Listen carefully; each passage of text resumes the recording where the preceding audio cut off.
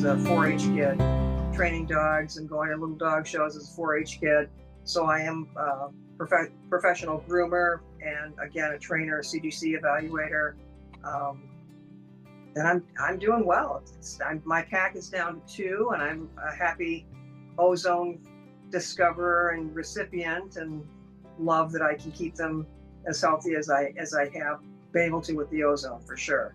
The number of people that allow severe dental issues to take place with their pets, or they get a dog that requires grooming, but they don't give it the correct grooming on a daily basis, and that's not cool. We have to do that, and this is where I'm so excited about Ozone, that my vet introduced me to Ozone. I just finished their daily dental care. I brush their teeth every day with ozonated water, a little bit of baking soda, wipe their eyes, wipe any skin irritation, give them a good brush out, those kinds of things. It's just, like I said, I can't stress that enough. They deserve it. That's what we agree to when we bring them into our house. And if we're not able to do that, then maybe we should rethink bringing them into our care, as their custodians, if you will. Just take care of their teeth, take care of their eyes, take care of every aspect of their physical needs, for sure. I did want to hear a little bit more about Kaylee's situation with the cancer on her paw. That was crazy. She's a dark brindle, and so with that coloring and where it was located on her foot, even though I was dealing with her on a daily basis, I didn't see it. It came up very quickly, and I didn't notice it until I picked her foot up to Dremel her nails. And I do that on a calendar, so I know it couldn't have been more than a month or 6 weeks. And I pick up a front foot, and I see this growth on a front foot just above her knuckle on the last toe. And I'm not great with measurement, but I could hold it between my thumb and my forefinger. I did send Jonathan pictures, because I took pictures of it on a regular basis. That was on a Wednesday night. Had her in the vet the very next morning, and Dr. Lucas, who's also a big proponent of Ozone, introduced me to the benefits of ozone therapy. Took one look at it, did a needle aspirate. We ruled out mast cell tumor, but it was sinister, and we knew that. And she just sent me home with a very regimented protocol that included ozone therapy. So I did water soaks, and I did direct gas and a modified limb bag, and I did the ozonated oil, as well as rectal insufflation on a day, twice a day. And that, as I said, I could hold it between my finger and thumb the day we brought her in, and I know that it wasn't there a month earlier when I did her nails. I would have seen it for sure. That was the end of March, and it was gone by mid-May. We just eradicated it. You were on it.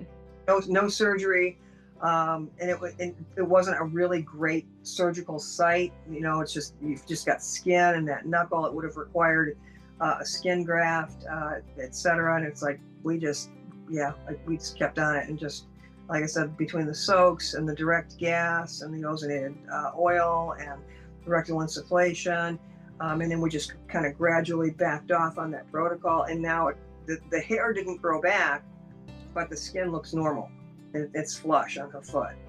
But the other ozone kind of, not miracle, but certainly exponential benefit, improvement in health, was a little Chihuahua mix that I had, Rolo, with IBD, my 3rd or 4th small dog with IBD, and putting him on regular ozone. That changed the quality of his life for the last 2 years of his life. I was ready to say goodbye 2 years prior to his leaving, but the ozone and with the guidance and direction of Dr. Lucas, that improved that dog's quality of life. I did have to say goodbye back in February, but I could not believe the difference. The dog willingly eating, the absolute, almost complete elimination of IBD flares, a reduction in the use of pred, all thanks to ozone on a regular basis. Yeah, I am glad to hear it. I mean, you can't make them live forever, but it is awfully good to make them have a good life while they're here. That's it right there. It was the quality of life, for sure. This little guy has had a couple of scares, but again, Ozone to the rescue. We had a scare with a severe shock incident a year ago, rectal insufflation, um, ozonated oils, and so it brought him right back a couple of times for sure. Because he's he's fearless and got himself into some issues a couple of times, but again, ozone, and then every day, it's as simple as again to clean this little guy's ears and say, oh, we've got some crud, oh, we've got some irritation going, oh, but that's okay because I have the ozonated pet cream, a little bit of that, and it's gone. 3 days later, it's gone. His ears are fine. Things like that.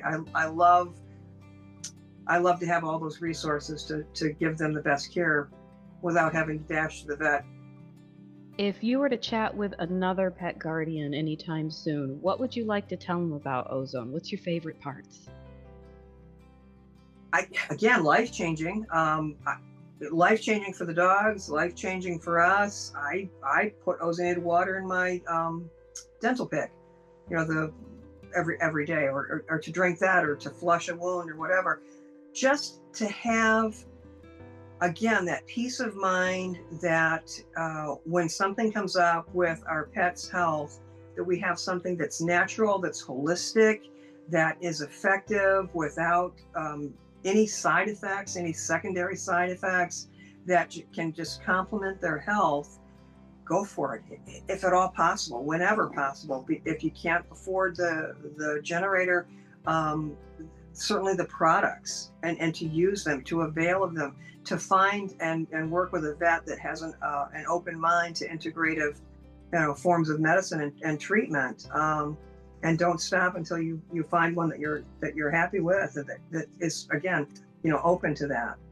It just, I can't sing its praises enough. It's just, the ozonated shampoo, again, you got a skin problem, it's just, as a groomer, for example, I still groom. I'm a hobby groomer, and I have a couple of clients, some are personal friends, and they have the very popular, very common drop-coated mixed breed dogs. The whatever, we're making words up, whatever, the Cavapoos, or the Blowly, the mini macro Australian, whatever, doodles kinds of thing. It's a drop-coated dog, but what I'm seeing, especially with a white, if a dog is predominantly white with pink skin, just the amount of skin issues that I know veterinarians are being inundated with, because these people are taking their dogs to the vet frequently, and the dog is on prednisone, and the dog is on this, and the dog is always being medicated. Well, at the end of that too, the dog is also always uncomfortable. The feet are inflamed all the time. The eyes, the eyelids are inflamed. The ears are inflamed. The inside of the back legs or the armpits are inflamed, and we've got secondary bacterial infections as a result. And for a couple of those dogs, unfortunately, they're not able to, or don't choose to, or whatever, keep it up. But for me to ozonate some water and soak their feet in ozonated water before I groom them, and I see the redness go down. I see it, it goes from beet red, and you can see it as it slowly pinks up, and you see that inflammation go down. Or to dab ozonated, water around their eyes as I'm getting ready to groom them, and then to follow up with the ozonated shampoo. So at least I'm giving them some temporary relief. It is possible. It doesn't have to be a life of misery, or a life that's just, reliant on pharmaceutical approaches. That's what I would say. It's so easy, and it's so natural, and it's so available, and there are resources out there, and there are support forums out there for people to get introduced to it. I mean, there's so much information, and Jonathan has just done such an amazing job of making that information available to pet owners, pet guardians, as well as professionals. It's just out there. Look into it. what's it going to hurt? It's only going to help your dog.